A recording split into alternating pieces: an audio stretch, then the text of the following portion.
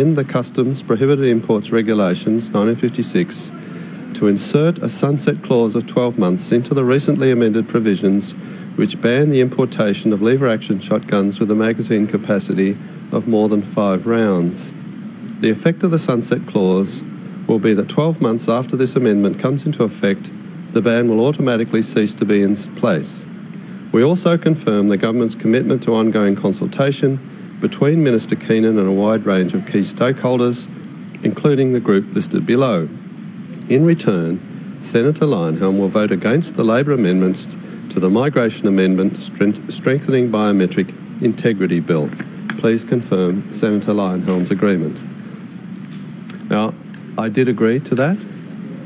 That was a deal. The sunset clause, as it says, was due to take effect 12 months from the date of this agreement. The government introduced a regulation to make the sunset clause take effect.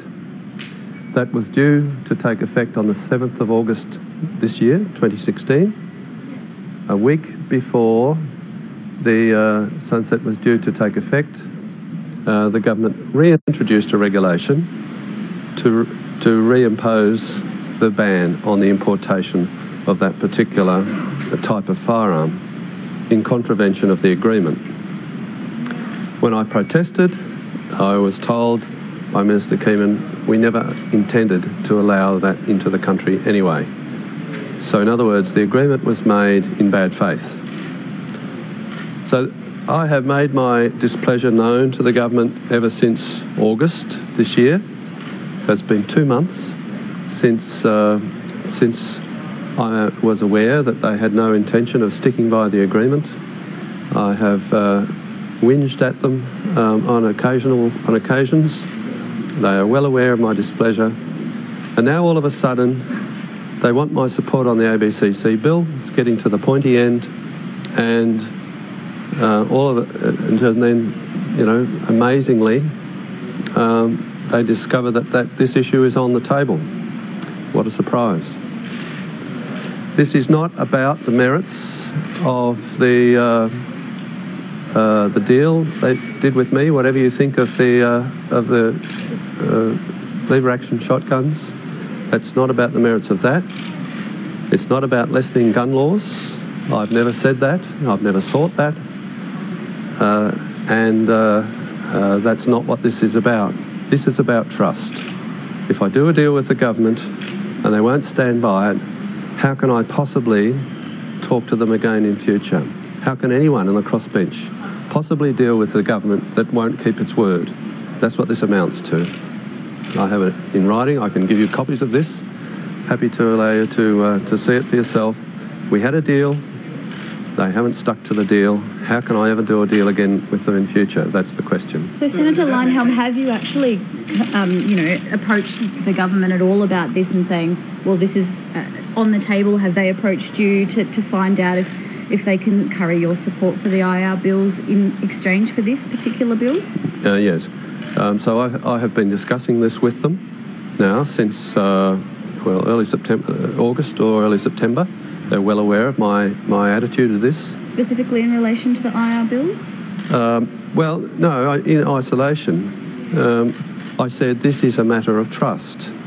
You will be seeking my support for the next 3 years at various times. This is an issue. You have reneged on a deal.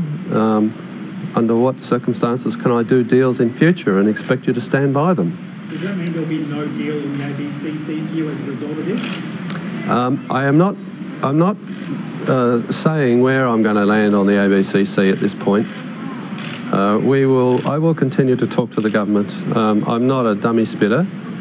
I don't intend to shut off communications with the government, but I can assure you it will be a little more awkward than it was before. So what do you make of the Prime Minister's comments in Parliament today that the current regulations are now set in stone? Do you think that he has ruled it out? I don't know. You'll have to ask him. It sounds like, as of today, there is no intention of living up to the deal they did with me. That's what it sounds like. It sounds like they have decided that the deal with me is less important than whatever motivated the Prime Minister to make that statement in the House today. They have a deal with me which says they won't do that. They have done that. So, Senator, is this a problem for them on the ABCC legislation, or is it a problem for them negotiating with Senator Leyonhjelm, period, on anything? Yes. This would have been a problem. Let's suppose the ABCC bill hadn't been on the agenda. This would have been a problem the next time they wanted my support on a bill. And particularly if it was a bill that on which I could go either way based on my party's principles. And so will it be a future problem for them on other issues, or is it a once-off, don't do that to me again, warning across the bows? How do you it has to be solved. It has to be solved. So there has to be something occur to make it right again. That is an olive branch to you in some sort of legislative way, that a win for you, essentially. Yeah, I'm not sure what that will mean yet.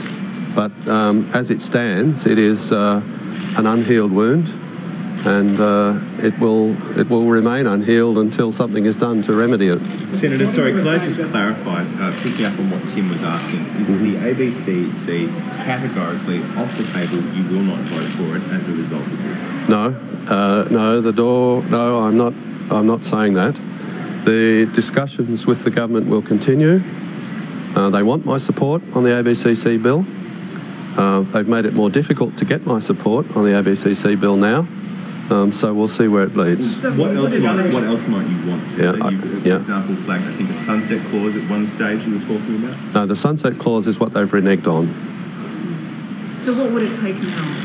What's the olive branch? This is new news to me. I had no idea the Prime Minister was going to say that today, so I haven't had an opportunity yet to think about it. They tend to be pretty much familiar with my philosophy on low taxes and spending controls and getting off people's backs and ending the nanny state. Possibly we can find something in that area, but there are 800,000 licensed firearm owners in Australia. Nobody seems to be speaking up for them, and except for me. And it seems to me that this is a wrong that's been done to them, and it needs to be righted. So could it come down to some sort of change on the Adler then? Oh yes, if they lived up to their agreement to sunset the import ban, but they've done that already once, and now they've reneged on that. So they'd have to do it again. Are you essentially saying that until this sunset clause comes in, you're going to be a bit of a thorn in their side? What I'm saying is until this is solved, my relationship with the government is going to be difficult. Did you believe the ministers, when they negotiated the sunset clause 14 months ago, did so then believing that it would be operative, and have since changed their mind, or do you think you were deceived all along? I had a conversation with Michael Keenan, the Justice Minister, who has primary carriage of this and whose responsibility the import ban, who was responsible for the import ban. I said to him, he called me to tell me that they were reimposing the import ban. I said, but you had a deal with me, and the import ban is due to be lifted in a week. He said to me, we never had any intention of allowing it in. So, you were deceived. You draw your own conclusions. Well, what would you say?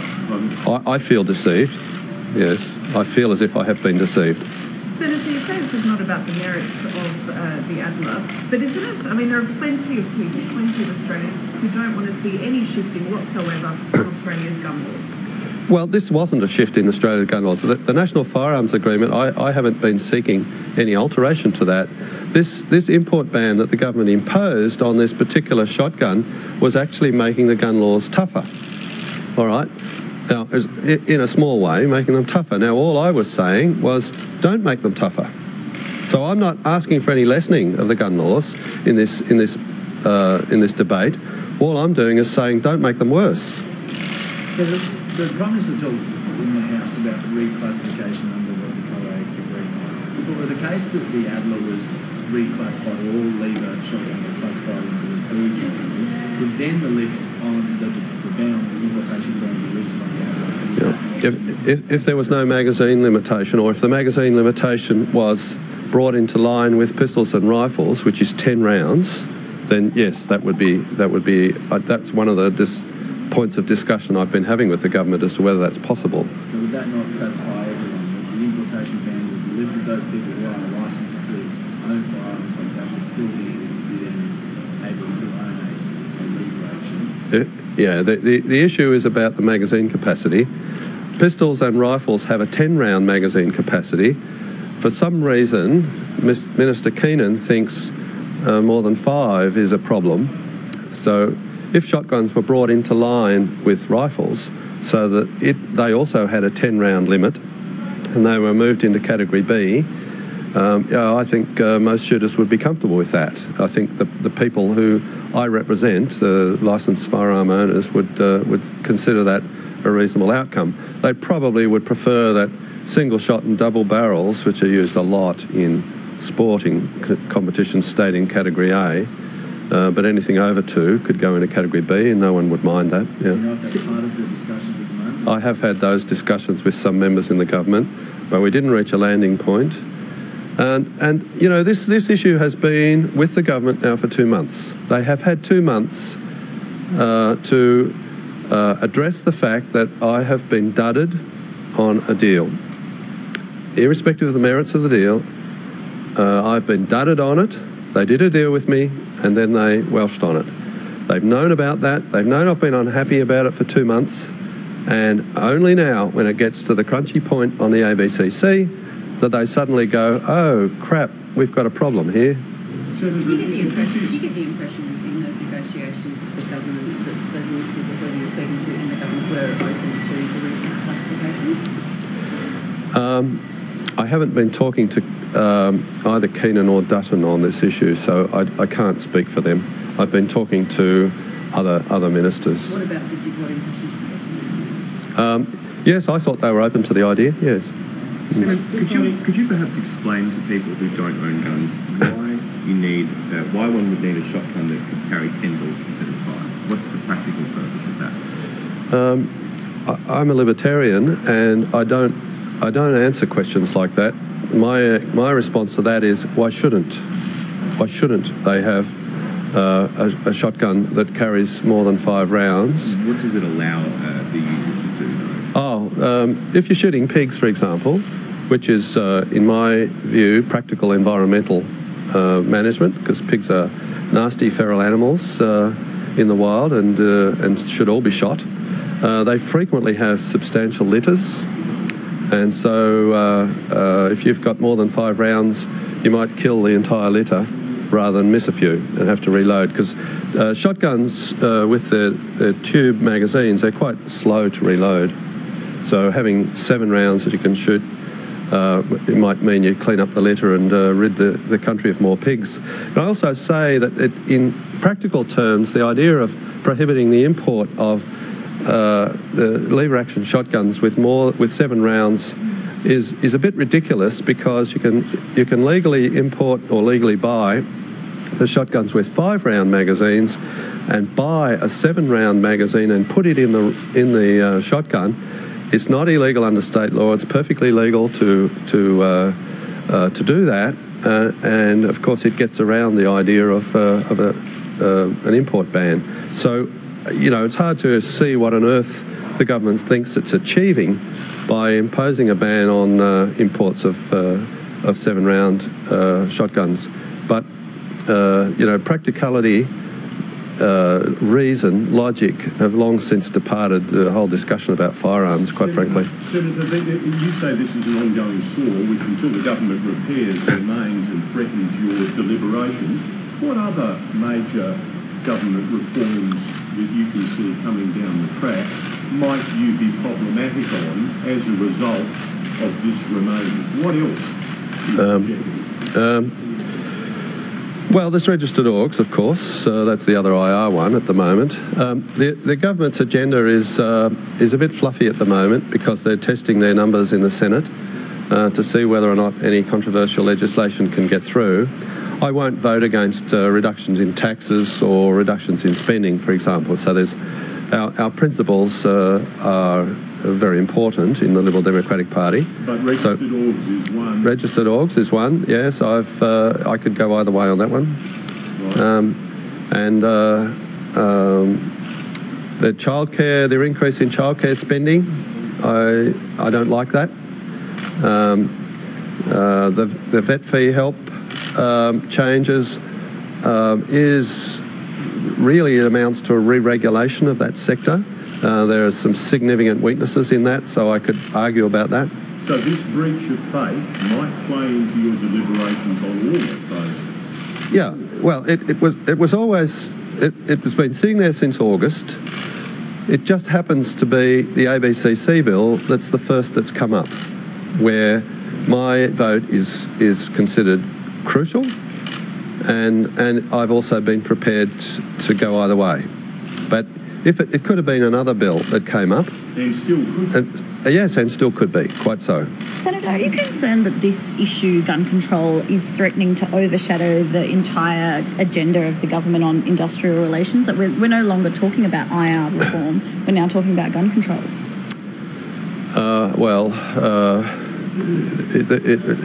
It's not necessary. It didn't need to be necessary. They could have resolved this any time before we got to this point.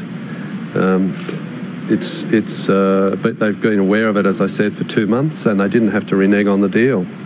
So, and as I just explained, it's almost coincidental that it's the ABCC that is the bill that's become contentious, where my vote is crucial. It could have been a number of other things. Just on Bob Day, does he owe the public an explanation about what happened? And are there any questions about the dividends he got from a loss-making company and then a large, sizable donation to Family First? I don't know the details of Bob's business well enough to comment very knowledgeably. What I do know is that at the time that he paid for his own campaign from his own money, my impression is the companies were trading profitably. That's the best I can offer you. The other thing I do know is that he is quite distressed at people losing money and determined to make good. Senator, before you go, could you show us those documents and take yes. through what those show? Yes. I actually can hand them to you if you like. Yes. All right. So the key one, I read it out when I first got here. The key email is there is an exchange of emails between the Attorney General's Department Firearms Section and my office. The key email is, so it's a backwards and forwards exchange, but I'll read out the key bit. We confirm that Ministers Dutton and Keenan have agreed that the government will amend the Customs Prohibited Imports Regulations 1956 to insert a sunset clause of 12 months into the recently amended provisions which ban the importation of lever-action shotguns with a magazine capacity of more than 5 rounds.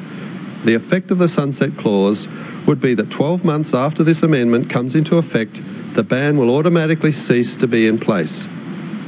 We also confirm the government's commitment to ongoing consultation between Minister Keenan and a wide range of key stakeholders, including the group listed below. In return, Senator Leyonhjelm will vote against the Labor amendments to the Migration Amendment Strengthening Biometric Integrity Bill 2015. Please confirm Senator Leyonhjelm's agreement. So that agreement was confirmed. That's an ironclad agreement, don't you reckon? Eh? That's an ironclad agreement, don't you reckon? Well, I treated it as an ironclad agreement, and of course, so in August this year, they reintroduced the ban on the importation of the 7-shot Adler in direct contravention of this agreement. You've been dudded. I have been dudded. Just finally, just noting the badge that you've got there for Gary Johnson, are you advocating to vote for him, given that he struggled to know where the city of Aleppo was? You didn't skip on the track? Aleppo is one word or two. Do you want me to tell a risque joke about that? All right, I will tell it. If you're brave enough, you can run it on the TV. There was an elderly couple discussing getting married, Well, I think that's a good time to come out there. Crossbench Senator David Leyonhjelm there on discussions with the government on the passing of industrial relations laws, specifically the ABCC bill. He says that he wants the government to lift the ban on the importation of a controversial shotgun. He says a deal had been done with the government, but that the government had reneged on that deal, and that, he says, has lost his trust of the government for future negotiations.